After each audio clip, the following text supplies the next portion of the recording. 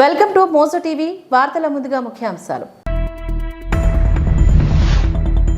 TDP నేతలు హత్యాయత్నం చేస్తే వారిపైన కేసులు పెట్టరు. ఏకపక్షంగా వైఎస్ఆర్సీపీ నేతలు కార్యకర్తలపైనే కేసులు పెడతారు ఆరోపించిన పేర్ని నాని.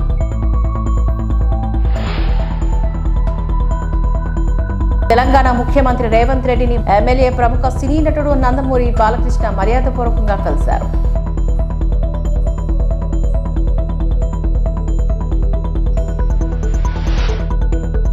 నీటిలోని ఆక్సిజన్ కొరత కారణంగా అధిక సంఖ్యలో చేపలు చనిపోయాయి.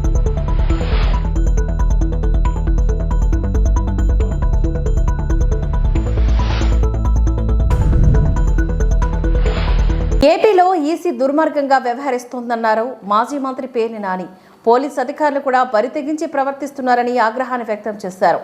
పోలింగ్ సందర్భంగా హింస జరుగుతోందని తెలిసినా పోలీసులు పట్టించుకోలేదని కామెంట్స్ చేశారు. వైఎస్ఆర్సీపీ మతందారులు ఓటు వేయకుండా అడ్డుకున్నారు కూటమి నేతలు. ఎవరిని నియమించాలని కోరితే వారినే నియమించారు.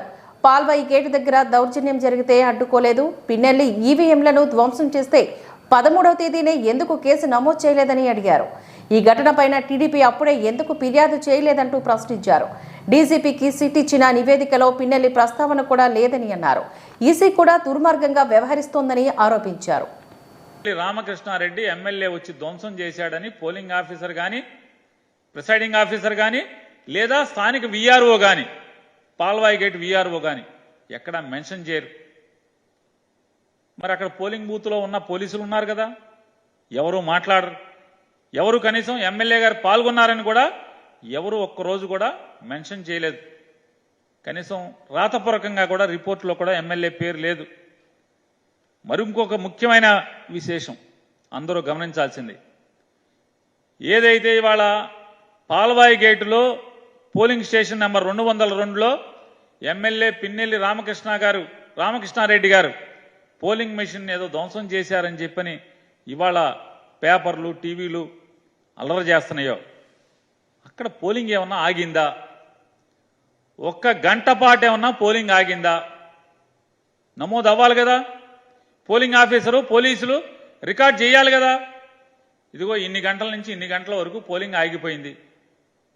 ఆగిందా? నమోదయ్యిందా? రికార్డ్ అవ్వాలి కదా.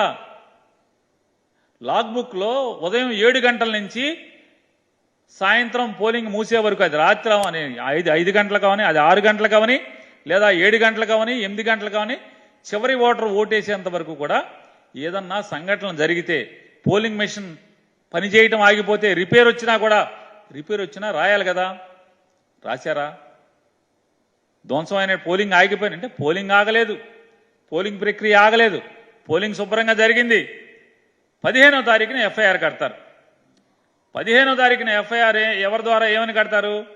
గుర్తు తెలియని వ్యక్తులు వచ్చి పోలింగ్ మెషిన్ని ధ్వంసం చేశారు అని చెప్పని. ఎవరు? వీఆర్ఓ గారును ప్రిసైడింగ్ ఆఫీసర్ గారు. కానీ ఎప్పుడు కట్టాలి? మిషన్ ధ్వంసం అయితే ఏ తారీఖుని కట్టాలి? 13వ తారీఖునే కదా కట్టాల్సింది. అదే రోజు సంఘటన జరిగిన వెంటనే కదా. రూట్ ఆఫీసర్ ఏమయ్యాడు? రూట్ ఆఫీసర్ రావాలి కదా. ధ్వంసం అవగానే ప్రిసైడింగ్ ఆఫీసర్ రూట్ ఆఫీసర్కి ఆర్ఓకి కంప్లైంట్ చేయాలి కదా.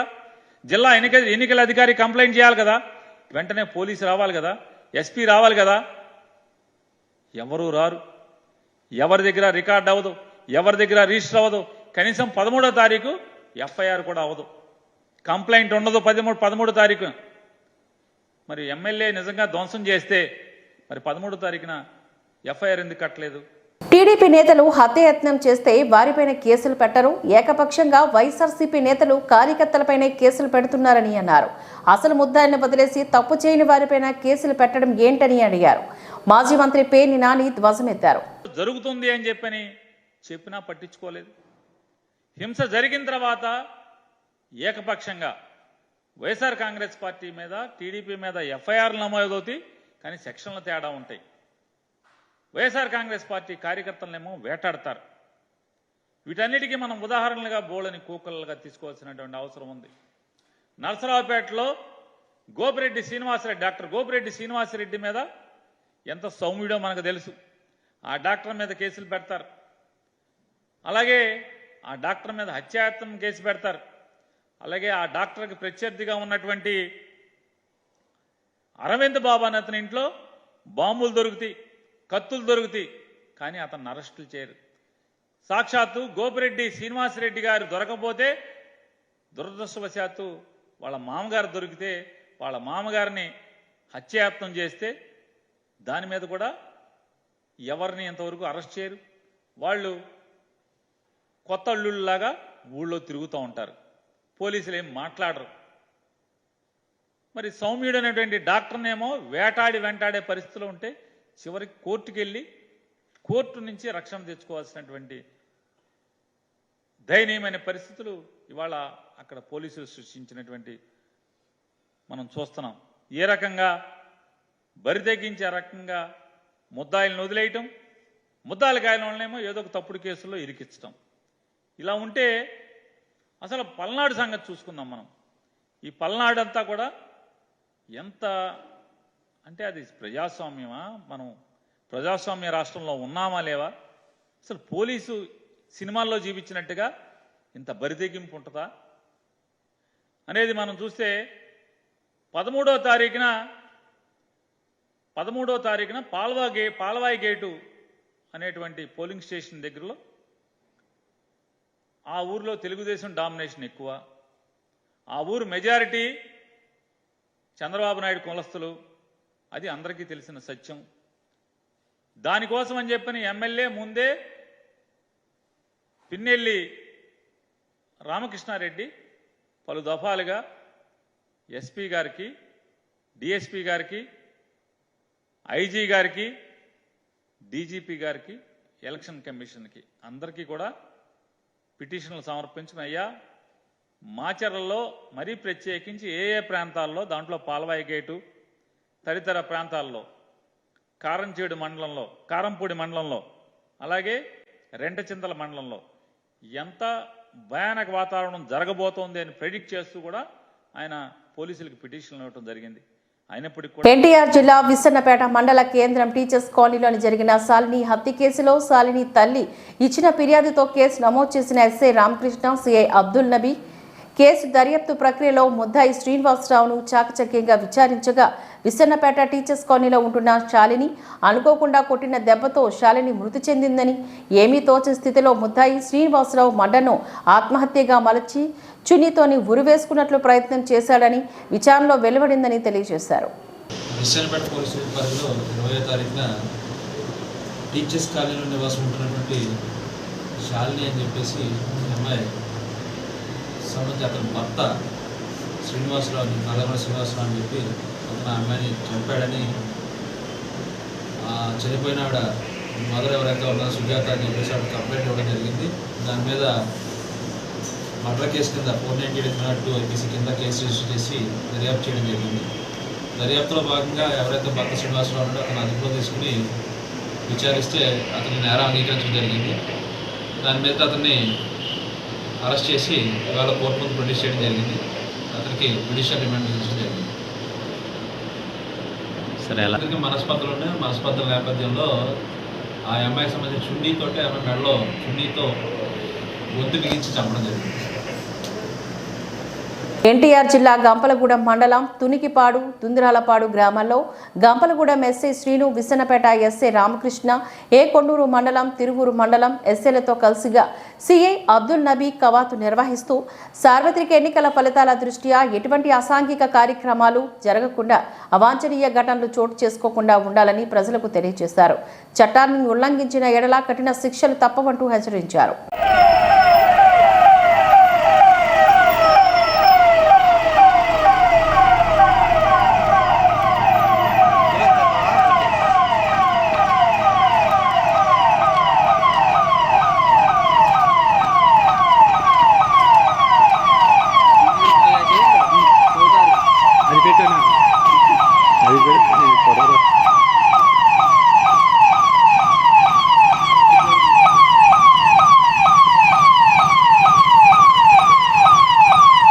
తెలంగాణ ముఖ్యమంత్రి రేవంత్ రెడ్డిని మర్యాదపూర్వకంగా బసవతారకమ్మ క్యాన్సర్ హాస్పిటల్ మరియు ఎమ్మెల్యే ప్రముఖ సినీ నటుడు నందమూరి బాలకృష్ణ మర్యాదపూర్వకంగా కలిశారు.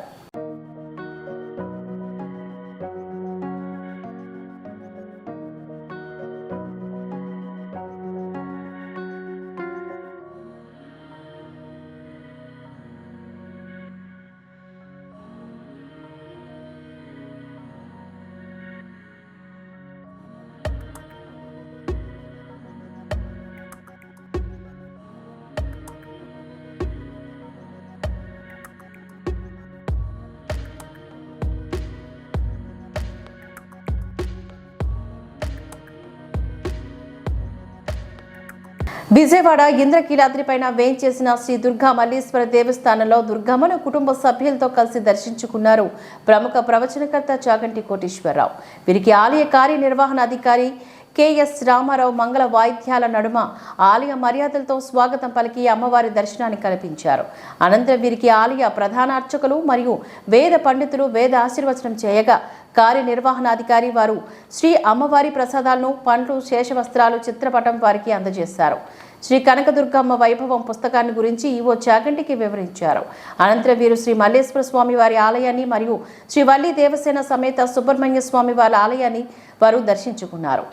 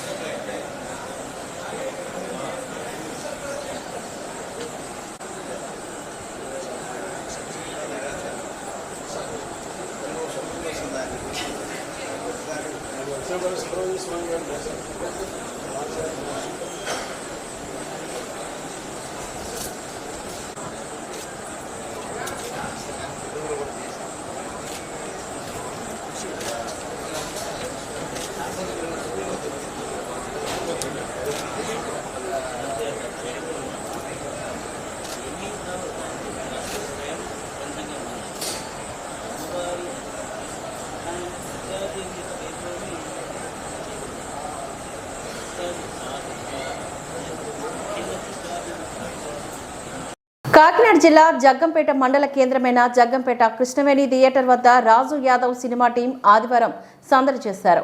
ఆ చిత్రం హీరో గెటప్ శ్రీను, అంకిత కరత్ సినిమా డైరెక్టర్తో జగ్గంపేటలో చిత్రాన్ని తిలకించారు. థియేటర్ యాజమాన్యం సాయి ఆధ్వర్యంలో వారికి భారీగా ఘన స్వాగతం పలికారు. అనంతరం చిత్రాన్ని తిలకించారు. వారితో సెల్ఫీ దిగేందుకు అభిమానులు ఎగబడ్డారు.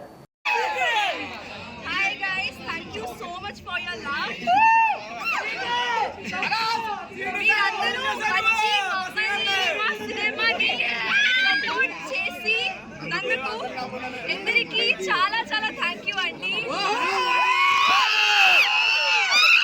Home town of our producer Rajesh Kallapalli, so it is special to see. Thank you for all the love guys. Thank you so much. చాలా లవ్ యూ. మా డైరెక్టర్ కృష్ణమాచారి గారు ఒకసారి మాట్లాడండి సార్. నమస్కారం అండి. స్పెషల్ గా ఇక్కడ ఉన్న వాళ్ళకి స్పెషల్ మరీ థ్యాంక్ యూ. ఎందుకంటే మీ ఊరి రాజేష్ కల్లపల్లి గారే ఆ సినిమాని నిర్మించారు.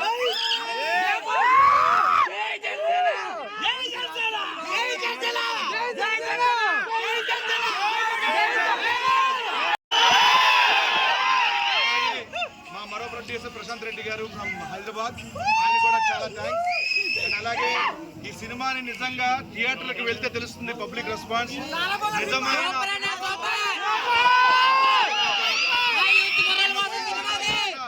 ఎంత ఆదరణ దక్కిందో అంతకు మించి ఈ జగ్గంపేటలో నిజంగా చాలా బాగా ఆదరణ జరుగుతుంది. 10 మందికి చెప్పండి మా రాజు యాదవ్ అని ఆదరించండి. Thank you so much. And ఈరోజు లవ్ ఎంత ప్రమాదకరం,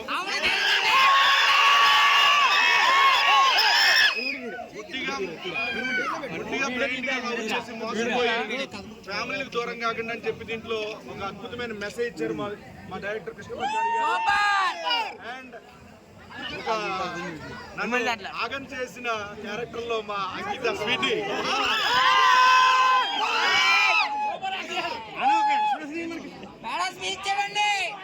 స్పీచ్ కాకినాడ జిల్లా జగ్గంపేట నియోజకవర్గ కేంద్రం జగ్గంపేట ప్రెస్ క్లబ్లోని ఆంధ్రప్రదేశ్ రైతు కూలీ సంఘం ఏపీఆర్సీసీ ఉమ్మడి తూర్పుగోదావరి జిల్లా కమిటీ ఆధ్వర్యంలో జగ్గంపేట గండేపల్లి మండలాల్లోని త్రాగునీటి సమస్యపైన ఆ సంఘం రాష్ట్ర ప్రధాన కార్యదర్శి కర్ణాకుల వీరాంజనేయులు ప్రెస్ మీట్ నిర్వహించడం జరిగింది. ఈ సందర్భంగా వీరాంజనేయులు మాట్లాడుతూ జగ్గంపేట గండేపల్లి మండలాల్లోని గ్రామాల్లో త్రాగునీరు అందక ప్రజలు అనేక ఇబ్బందులు పడుతున్నారని ఆరోపించారు. ఈ రెండు మండలాల ప్రజలకు శుద్ధి చేసిన మంచినీరు సప్లై చేయడానికి గాను బావరం గ్రామంలో అధిక మొత్తంలో నిధులు వెచ్చించి ఫిల్టర్ బెడ్లు ట్యాంకులు కట్టించారని, కానీ కరెంటు లేదనే సాకుతో శుద్ధి చేసిన నీళ్లు సప్లై చేయట్లేదంటూ విమర్శించారు.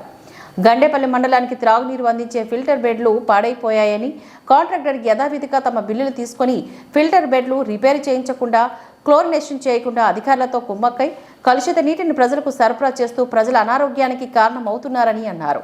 ఆయన ఈ సందర్భంగా వారు మండిపడ్డారు. వల్లూరి రాజబాబు, ఆంధ్రప్రదేశ్ రైతు కూలీ సంఘం ఉమ్మడి జిల్లా అధ్యక్షుడిని. ప్రధానంగా నీరు, గాలి, భూమి, మరి ప్రకృతి మనకి ఇచ్చినటువంటి వరాలు, ఇవి మనిషి బ్రతకడానికి అవసరమైనటువంటి వనరు. అయితే తాగునీరు ఈ యొక్క జగ్గంపేట గండేపల్లి మండలాలకు శుద్ధి చేసిన జలాలు అందించాలనేటువంటి ఉద్దేశంతో బావరం గ్రామంలో అక్కడ మరి ఫిల్టర్ బెడ్లు అలాగే ట్యాంకులు మరి ఏర్పాటు చేయడం జరిగింది. అవి ఒక కాంట్రాక్టర్ దాన్ని మెయింటైన్ చేస్తూ ఉంటారు. మరి ఆ కాంట్రాక్టర్ మరి అధికారులతో కుమ్మక్కై రాజకీయ నాయకుల చేతుల్లో మరి కీలుబొమ్మలుగా తయారయ్యి మరి యొక్క ఏదైతే మంచినీటి సరఫరా చేయవలసి ఉన్నదో ఆ దాంట్లో అవకతవకలకు పాల్పడుతూ ఉన్నారు. ఈ గండేపల్లికి సంబంధించినటువంటి ఈ ఫిల్టర్ బెడ్లన్నీ కూడా పాడైపోయాయి. కనీసం క్లోరినేషన్ కూడా చేయకుండా అందులోంచే నీళ్ళని కలుషిత జలాలని ప్రజలకి సప్లై చేస్తూ ప్రజల ఆరోగ్యాలతో ఆటలాడుకుంటూ ఉన్నారు. ప్రజలు అనారోగ్యాలు పాలవడానికే కారణమవుతూ ఉన్నారు.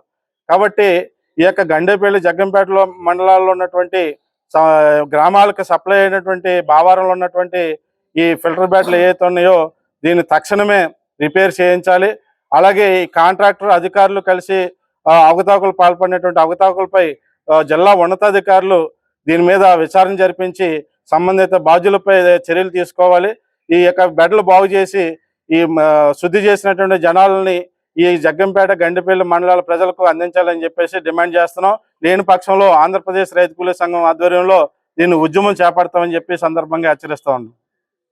ప్రధాన కార్యదర్శి కర్ణాకుల వీరాంజనేయులు మాట్లాడుతున్నాను.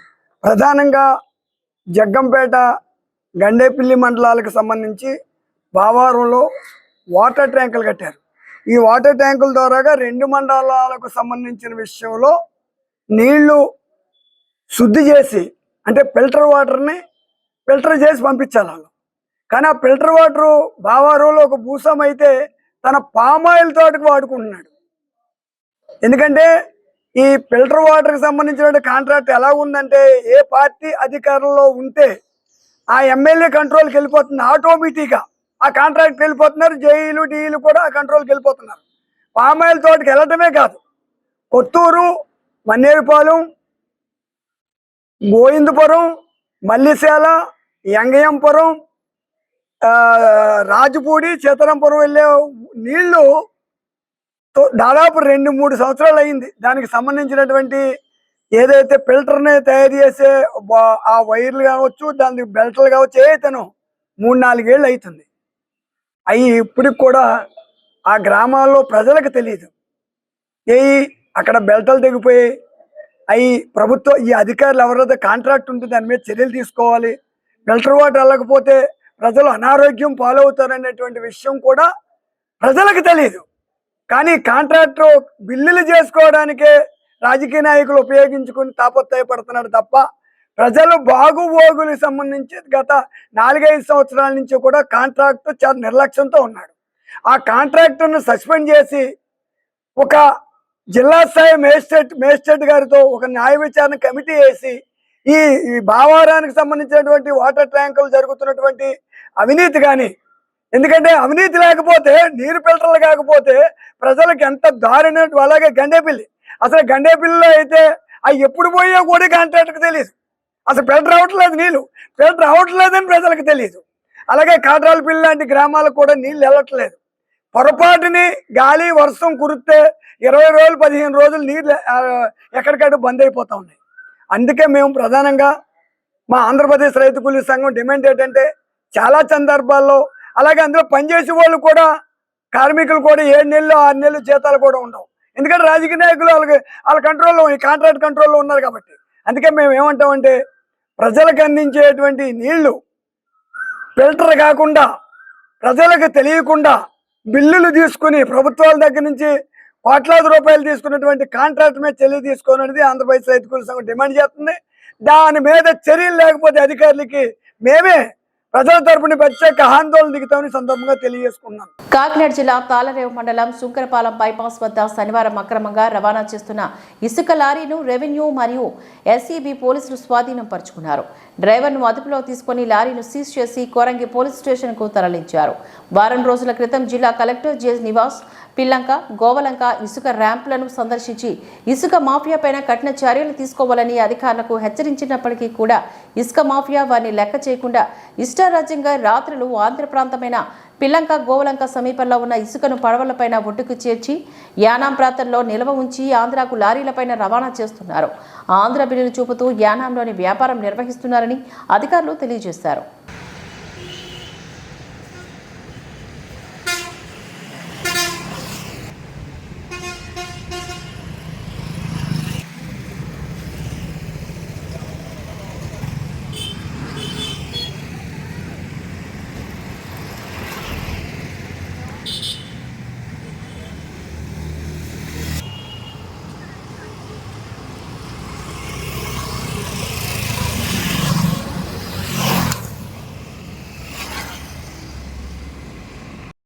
ఇసుక లారీ మేము ఉదయం మా సుందరపాలెం చెప్పుకోండి విఆర్ఓ గారి సమక్షంలో విఆర్ఓ సమక్షంలో చెక్ చేసాము. ఒక లారీ మాట్లాడాము. చెక్ చేస్తే దాని మీద ఇసుకుందండి. ఒక అది ఎవరిని అడిగితే ఇక్కడ మన నవడేశ్వరం నుంచి తీసుకొస్తున్నామని చెప్తున్నారు. ఏదో అందుకని విచారణలో మాకు ఇలాగే సమాచారం వస్తే అది బిల్లు చూసామండి. బిల్లు మీద అది ఉదయం 5 చిల్లరకు ఉందండి. అది మాకు డౌట్ వచ్చి ఇదంటే అలా ఎంక్వైరీ చేస్తే ఇక్కడ వేరే మన పిల్లంక ఏరియా నుంచి తీసుకొచ్చి ఇసుక మన యానాంలో ఇస్తున్నట్టుగా డ్రైవరు ఇస్తున్నట్టుగా అది జరిగింది. దాని ముఖ్యంగా యానాం కోరంగి ఎస్ఐ గారికి లారీలను ప్లేన్లను డ్రైవర్ను తీసుకుని మధ్యవర్తులు పోటానికి సంతకాలు మేము పెట్టి రిపోర్టు పోలీస్ గారికి ఇచ్చి ఇవ్వడం జరిగిందంటే వాళ్ళు చేసి హ్యాండ్ ఓవర్ చేయడం జరిగింది సార్. అది ఇదైతే పక్కగా అయితే మనకి చెప్తానండి. అది ధవళేశ్వరం ఉన్నారు కానీ దానికి దీనికి బిల్డింగ్ పొంతం లేదండి. అది పొంతం లేకపోతే పెట్టి మేము ఎక్కువ చేసి రాసాము. తీసుకొచ్చి పంపించేస్తామని అన్నారు. కేంద్రపాలిత ప్రాంతమైన యానాం పీడబ్ల్యూడీ ఆధీనంలో ఉన్న నల్ల చెరువు 4 ఎకరాల ట్యాంక్లో ఒక్కసారిగా వాతావరణంలో వచ్చిన మార్పులతో నీటిలోని ఆక్సిజన్ కొరత కారణంగా అధిక సంఖ్యలో చేపలు చనిపోయాయి. చనిపోయిన చేపలను శనివారం సిబ్బంది ఒడ్డుకు చేర్చి పూడ్చిపెట్టారు. చెరువు చుట్టూ దుర్వాసన రావడంతో ఆందోళన చెందుతున్న యానాం ప్రజలు అదే నీరు త్రాగితే రోగాల బారిన పడటం ఖాయమంటూ పలువురు విశ్లేషకులు వాదిస్తున్నారు. తక్షణమే అధికారులు స్పందించి తగు జాగ్రత్తలు తీసుకోవాలని కోరుతున్న యానాం ప్రజలు.